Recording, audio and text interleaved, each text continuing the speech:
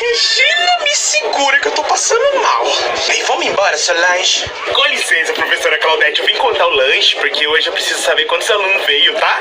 Claro, fica à vontade, Jô. Ué, o que vai ser hoje, tia? É cachorro quente, fia. Ah, então já pode marcar 2 aí, que eu quero 2, tô morrendo de fome. Ah, mas nem pensar, é só um pra cada um, viu? Ah, tá tirando, mano. Um lanche não tampa nem o buraco do meu dente. Tia Josi, eu não vou comer, pode dar o meu pra Thaís. Aí, só coloca a do Maria Joaquina pra mim, já era. Ah, mas eu não tô gostando desse tom que você tá falando não, viu? Ó, eu recebi ordens que eu posso liberar somente um pra cada aluno, fia.